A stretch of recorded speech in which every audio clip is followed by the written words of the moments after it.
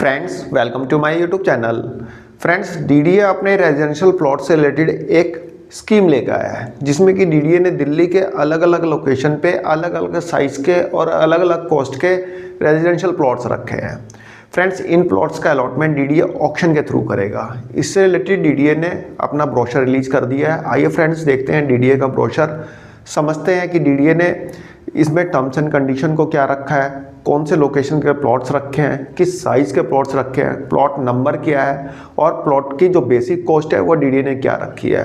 तो चलिए फ्रेंड्स देखते हैं डीडीए का ब्रोशर। फ्रेंड्स अब देख सकते हैं डीडीए का ब्रोशर है, document for 21st phase E auction 2026 residential properties on as is where is basis.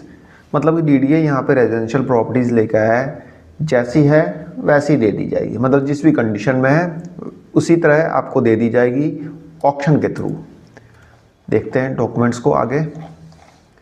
Friends इससे रिलेटेड जो ब्रोशर है वो आपको डीडीए की इस वेबसाइट पे और इस वेबसाइट पे मिल जाएगा। फ्रेंड्स ये डीडीए की ऑक्शन वाली वेबसाइट है और ये डीडीए की जो ऑफिशियल वेबसाइट है वह वेबसाइट है। तो यदि कोई कोरिजेंडम होता है तो इन्हीं दोनों वेबसाइट्स पे आपको अपडेट किया जाएगा। ठीक है फ्रेंड्स, तो इन दोनों वेबसाइट के टच में रहना। इस स्कीम से रिलेटेड नोटिस इशू हो गया था 27/12 को, हेल्प डेस्क स्टार्ट हो गया था 30 दिसंबर को, और इसके लिए जो आप ईएमडी पे करनी है या फिर एप्लीकेशन फिल करनी है तो वह स्टार्ट हो चुका है 30 दिसंबर से 27 जनवरी तक चलेगा। 27 जनवरी लास्ट डेट है ईएमडी पे करने की और ऑनलाइन फॉर्म सबमिट करने की शाम को 6 बजे तक। कौन कौन से रेजिडेंशियल प्लॉट्स रखे हैं वह एनेक्सर 1 में डीडीए ने दिया है। एनेक्सर 1 क्या है अभी देख लेंगे। फ्रेंड्स यहाँ पे जो बिडिंग की डेट है डीडीए ने अभी अनाउंस नहीं की है। लिखा है ना, the staggered details of the auction will be decided after the last date of registration and the same will be published on the DDA's website as well as on the auction portal. The applicants will also be inform through their registered email. तो ये बोल रहे हैं कि अभी last date बीत जाए उसके बाद हम आपको बता देंगे, डीडीए की वेबसाइट पे भी पब्लिश कर देंगे और आपको पर्सनली मेल करके भी आपको बता देंगे कि भाई कब ऑक्शन होना है, ठीक है, कब बिडिंग होनी है। यदि कोई चेंज होता है शेड्यूल में तो डीडीए की वेबसाइट पे अपडेट कर दिया जाएगा। फ्रेंड्स यहाँ पे डीडीए रेजिडेंशियल प्लॉट्स की स्कीम लेकर आया है जो कि as is where is basis पे आपको अलॉट कर दिए जाएंगे। मतलब कि प्लॉट्स जिस भी कंडीशन में है, वहाँ पे कूड़ा घर बना हुआ है या फिर कूड़ा फेंका हुआ है, गड्ढा खुदा हुआ है, पेड़ लगे हुए हैं, गंदगी मची हुई है, कुछ भी है, मतलब जैसे हैं वैसे ही आपको अलॉट किए जाएंगे। कहने का मतलब ये है, ठीक है, जिस भी कंडीशन में है। डीडीए यहाँ पे इन रेजिडेंशियल प्लॉट्स का ऑक्शन कराएगा। ठीक है friends, only registered bidders who are eligible and have paid EMD online will be able to participate in the auction. Auction में वही पार्टिसिपेट कर सकता है जिसने ईएमडी पे की होगी, अर्नेस्ट मनी डिपॉजिट। बिडर्स जो है वो सारी इंफॉर्मेशन प्रोवाइड करेंगे जो कि इस बिडिंग से रिलेटेड डॉक्यूमेंट्स में दिया हुआ है। मतलब इस ई ऑक्शन का डॉक्यूमेंट जो हम पढ़ रहे हैं, जो इन्फॉर्मेशन मांगी गई है वो सारी इन्फॉर्मेशन आपको प्रोवाइड करनी होगी, ईएमडी पे करनी होगी और भी जो भी चीज़ें इससे मांगी गई है वो आपको देनी होगी। यदि आप बिडिंग में पार्टिसिपेट करना चाहते हैं तो डीडीए का ये जो ब्रोशर है ये आप डाउनलोड कर सकते हैं डीडीए की ई टेंडर वेबसाइट से और डीडीए की ऑफिशियल वेबसाइट से। इन दोनों वेबसाइट पे आपको ये डॉक्यूमेंट मिल जाएगा, तो वहाँ से आप इसे डाउनलोड कर सकते हैं। अब यहाँ पे है एलिजिबिलिटी कि इस ऑक्शन में पार्टिसिपेट कौन कौन कर सकता है। कोई भी जिसकी उम्र 18 साल हो गई हो, कोई भी ग्रुप ऑफ पर्सन हो, कोई फर्म हो, कंपनी हो, प्रोप्राइटरशिप फर्म हो, पार्टनरशिप फर्म हो, जॉइंट वेंचर हो, कंसोर्टियम हो या रजिस्टर्ड कोऑपरेटिव सोसाइटी हो, वे सभी इस ऑक्शन में पार्टिसिपेट कर सकते हैं। और जो ये रेजिडेंशियल प्लॉट्स हैं ये फ्री होल्ड प्लॉट्स हैं। ठीक है, ये जो आपको प्लॉट्स दिए जाएंगे कोई लीज होल्ड पे नहीं होंगे, फ्री होल्ड प्लॉट्स होंगे। ठीक है, बिडर्स जो है इंडिया का सिटीजन होना चाहिए, बाकी एनआरआई वगैरह भी इसमें पार्टिसिपेट कर सकते हैं। Earnest money deposit to be able to participate in auction the prescribed EMD amounting to 25% of the bid premium is to be submitted in 2 stages as follows. भाई यदि आपको बिडिंग में पार्टिसिपेट करना है तो आपको 25% ईएमडी पे करनी होगी। 25% ईएमडी किस चीज़ की? जो प्लॉट्स रखे गए हैं, जिस जिस लोकेशन के प्लॉट्स रखे गए हैं उनका डीडीए ने एक बेस प्राइस रखा है, जैसे कि 50 लाख, 60 लाख, 80 लाख, जो भी रखा हो वो हम अभी देख लेंगे। उसका 25% आपको ईएमडी पे करनी होगी, तभी आप ऑक्शन में बैठ सकते हैं। लेकिन ये ईएमडी आपको 2 पार्ट में पे करनी है। एक 5% और एक 20%। तो 5% EMD आपको ऑक्शन से पहले भरनी है। जैसे कि 1 करोड़ का प्लॉट है, 5% यानी 5 लाख रुपए EMD आपको सबमिट करनी होगी, तब आप बिडिंग में बैठ सकते हैं, यानी कि ऑक्शन कर सकते हैं। ठीक है।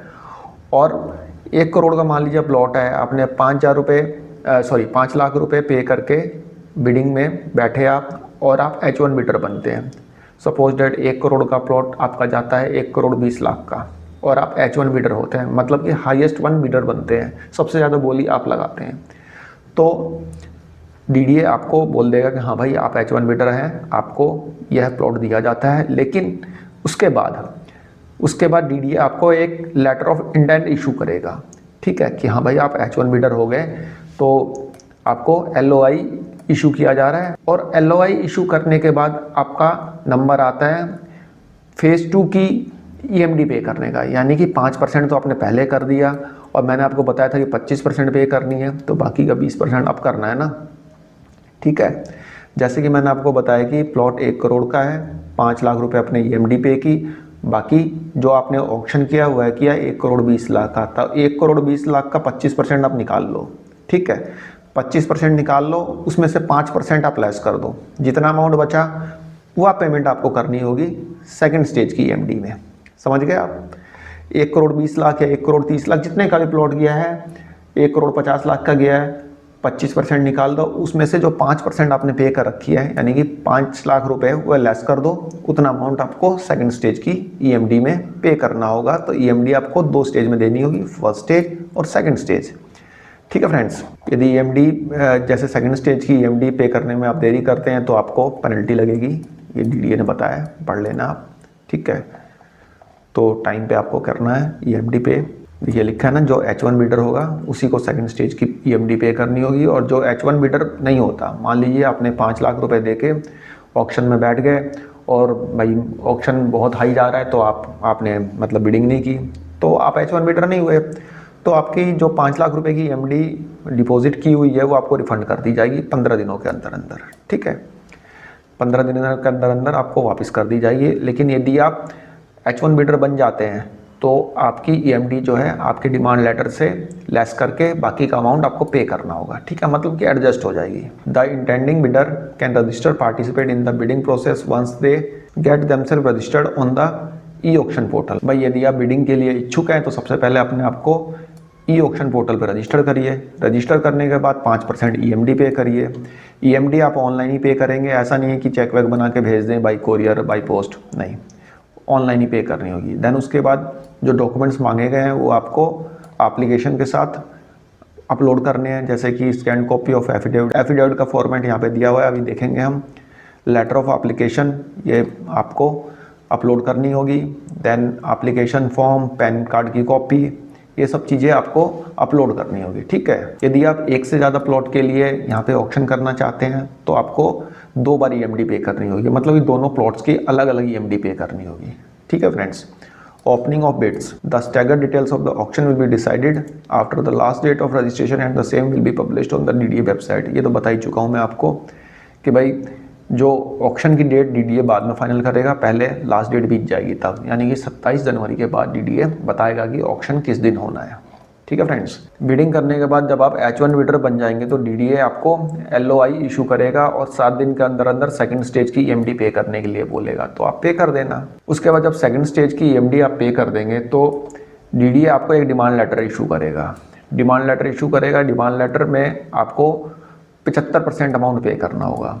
भाई 25% तो आपने EMD पे कर दी है, 75% ही बच गया ना बाकी तो 75% ये मतलब अमाउंट आपको पे करना होगा 60 दिनों के अंदर अंदर। ठीक है, यानी कि डिमांड लेटर इशू होने के बाद आपको 60 दिन का टाइम दिया जाएगा कि भाई बैलेंस पेमेंट आप कर दो, तो आपको करना होगा। ठीक है, यदि आप बैलेंस पेमेंट नहीं कर पाते, भाई आपको डिमांड लेटर इशू हुआ, उसमें से 25% आपकी EMD लेस कर दी गई, बाकी का 75% आपको करने के लिए बोला गया, लेकिन आप पेमेंट नहीं कर पाते, तो आपका जो 25% आपने EMD पे की है ना, वो DDA फॉरफिट कर लेगा। ठीक है, वो आपको नहीं मिलेंगे। और यदि आप H1 बिडर नहीं बनते तो 15 दिन के अंदर अंदर आपकी EMD जो आपने पे कर रखी है वापस हो जाएगी। बिडिंग के लिए सबसे पहले आपको E-टेंडर की वेबसाइट पे अपने आप को रजिस्टर्ड करना होगा। 2000 रुपये प्लस GST अमाउंट आपको पे करना होगा, तब आप एलिजिबल होंगे EMD पे करने के लिए। और बिडिंग के लिए आपके पास क्लास 3 DSC होना चाहिए, मतलब डिजिटल सिग्नेचर बन जाता है। CA CS वगैरह बनाते हैं, ऑनलाइन वेबसाइट्स भी कई हैं जो DSC इशू करती हैं, तो आप बनवा सकते हैं। फ्रेंड्स, यदि आपको बिडिंग से रिलेटेड या ऑक्शन से रिलेटेड कोई दिक्कत है, कोई परेशानी है, तो आप DDA के हेल्प डेस्क में संपर्क कर सकते हैं। नागरिक सुविधा केंद्र, DDA ऑफिस, D ब्लॉक, विकास सदन। तो यहाँ पे आपको ट्रेनिंग वगैरह सब कुछ दे दी जाएगी। यहाँ पर DDA बोलता है कि यदि आपने एक बार बिड प्लेस कर दी तो वह तो ना तो कम हो सकती है, ना ही विड्रॉ हो सकती है, ठीक है। और यदि आप H1 बिडर बनते हैं, उसके बाद आप बोलते हैं नहीं भाई मैं तो नहीं लूँगा प्लॉट, तो आपकी जो EMD है वो फॉरफिट कर दी जाएगी। DDA बोलता है कि जब आप प्लॉट की बिडिंग करेंगे तो मिनिमम 50,000 रुपये बढ़ा सकते हैं एक बार में, मतलब एक बिड मिनिमम 50,000 की बढ़ेगी और मैक्सिमम 5 लाख की बढ़ेगी, ठीक है। सपोज डेट 1 करोड़ का प्लॉट है तो आप 1,50,000 कर सकते हैं, 1 करोड़ 1 लाख कर सकते हैं, लेकिन 1 करोड़ 6 लाख नहीं कर सकते। एक बार में मैक्सिमम 5 लाख रुपए बढ़ा सकते हैं और मिनिमम 50,000 ही बढ़ा सकते हैं। DDA आपको लेटर ऑफ इंटीमेशन या लेटर ऑफ इंटेंट इशू कर देगा 7 दिन के अंदर अंदर, जब आप H1 बिडर बन जाएंगे तो। Acknowledgement of letter of acceptance within a maximum of 7 days from the date of issue of letter of intimation the H1 bidder shall acknowledge the receipt of LOA and give his concurrence by signing the letter. भाई आपको जो letter of intent issue किया जाएगा उसको sign करके upload करेंगे, मतलब कि लेटर ऑफ एक्सेप्टेंस आप देंगे अपनी तरफ से कि हाँ भाई हम मतलब मैं एक्सेप्ट करता हूँ, ठीक है। तो ऐसा जैसा कि यहाँ पे लिख रखा है, bidder shall acknowledge the receipt of LOA and give his concurrence by signing the letter through uploading the same on the e auction portal, ठीक है। तो आपको अपलोड करना होगा E-ऑक्शन के पोर्टल पे, मतलब उसको आप एक्नॉलेज करेंगे, ठीक है, लेटर ऑफ इंटेंट को। फ्रेंड्स, यहाँ पे DDA बोलता है कि ये जो प्लॉट्स आपको दिए जा रहे हैं वह फ्री होल्ड बेस पे होंगे, ठीक है। बाकी एलिजिबिलिटी तो अभी हमने देख ली थी कि कौन कौन अप्लाई कर सकता है, कोई भी इंडिविजुअल कर सकता है, पब्लिक सेक्टर बैंक्स, कंपनीज वगैरह भी इसमें पार्टिसिपेट कर सकती हैं, ठीक है। यहाँ पर DDA बोलता है कि यदि परचेजर जो है, मतलब बिडर जो है मैरिड है, तो वह अपने वाइफ या अपने हस्बैंड को साथ में इंक्लूड कर सकता है बिडिंग के समय, मतलब कि को अलॉटी ऐड कर सकता है, कहने का मतलब। H1 बिडर होने के बाद और 25% EMD पे करने के बाद आपको जो आपका डिमांड लेटर है वह भूमि पोर्टल पे मिल जाएगा, ठीक है। यहाँ पे 2 वेबसाइट है फ्रेंड्स, एक तो DDA की भूमि पोर्टल, दूसरा जो है टेंडर वाला, ये जो जहाँ से आप बिडिंग करेंगे, ठीक है, E-टेंडर वाला। तो आपको भूमि पोर्टल पे आपका मतलब डिमांड लेटर मिलेगा 75% बैलेंस पेमेंट का, जो कि आपको 60 दिन के अंदर करना है। यदि 60 दिन में आप नहीं करते तो कोई बात नहीं, 90 दिन का टाइम है, लेकिन नेक्स्ट 30 डेज में आपको 10% पर एन्यूम का इंटरेस्ट पे करना होगा DDA को, ठीक है फ्रेंड्स। आप देख सकते हैं प्लॉट्स की डिटेल है, ठीक है, प्लॉट्स की डिटेल, ये प्लॉट ID है, ये प्लॉट का एड्रेस है, जैसे plot number 33 sector 7 Rohini sector 25, 126 square metre का प्लॉट है। 126 स्क्वायर मीटर मतलब लगभग 152 गज का प्लॉट है। इसका रिजर्व प्राइस DDA ने रखा है 88,30,080 रुपये। आप देख सकते हैं प्लॉट नंबर 34 पॉकेट 7, ये पॉकेट 7, ये भी पॉकेट 7, रोहिणी सेक्टर 25 के प्लॉट्स हैं, 126 स्क्वायर मीटर के हैं। तो इनका रिजर्व प्राइस DDA ने 88 लाख के आसपास रखा है। देन आगे देखते हैं फ्रेंड्स, ये रोहिणी सेक्टर 24 का प्लॉट है, प्लॉट नंबर 3 है, पॉकेट 28 है, तो 120 स्क्वायर मीटर का है, यानी लगभग 145 गज का है। 84 लाख DDA ने इनका रिजर्व प्राइस रखा है। आप जाके इन प्लॉट्स को देख भी सकते हैं, ठीक है। इसमें एक्चुअली ऐसा है कि जैसे प्लॉट्स वगैरह में पेड़ वगैरह लगे हैं या कुछ ऐसा है, तो यदि कोई बड़ा पेड़ लगा है तो आपको खुद से कटवाना होगा। DDA उसमें कोई रिस्पॉन्सिबल नहीं होगा, चाहे आप मतलब MCD से कहे कटवाओ या खुद से कटवाओ, ठीक है। ये 119 स्क्वायर मीटर का प्लॉट है, लगभग 143 साढ़े 43 गज के आसपास है। 83,39,520 रुपये इसका मतलब रिजर्व प्राइस DDA ने रखा है। सेक्टर 25 प्लॉट नंबर 50, ये भी सारे सेक्टर 25 के हैं। देखिए सारे 119 स्क्वायर मीटर के हैं, यानी 143 गज के।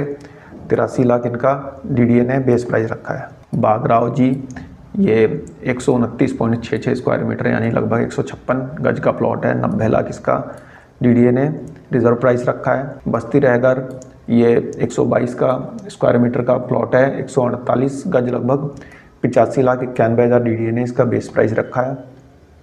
बस्ती रहगर यानी करोल बाग, ये लिखा है ना, बस्ती रहगर करोल बाग 140 स्क्वायर मीटर यानी लगभग 170 गज का प्लॉट है, 98,65,862 रुपये इसका रिजर्व प्राइस डीडीए ने रखा है। ये रमेश नगर का प्लॉट है, 83.60 स्क्वायर मीटर यानी लगभग 101 गज का प्लॉट है, 1,06,74,048 रुपये इसका बेस प्राइस डीडीए ने रखा है। ये भी रमेश नगर मेजरमेंट भी सेम ही है लगभग, तो 101 गज का प्लॉट है और इसका जो रिज़र्व प्राइस डीडीए ने 1,06,00,000 रखा है। ये भी रमेश नगर का ही है, ठीक है।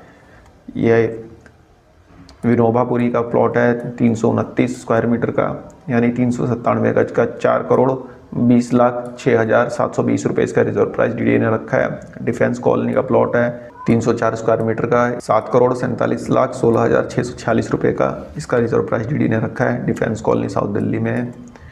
तो साउथ दिल्ली का प्लॉट की कीमत लगभग 7.5 करोड़ डीडीए ने यहाँ पे रखी है, ठीक है। तो टोटल 30 प्लॉट्स रखे हैं डीडीए ने।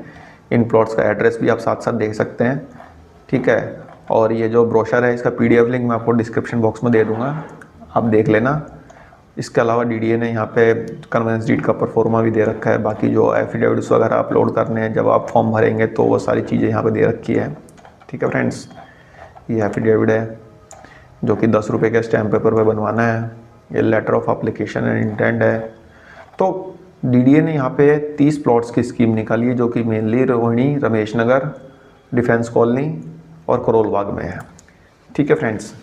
तो इस ब्रोशर का PDF लिंक डिस्क्रिप्शन बॉक्स में है, आप वहाँ से डाउनलोड कर लेना। आई होप आपको वीडियो पसंद आई होगी। धन्यवाद, नमस्कार।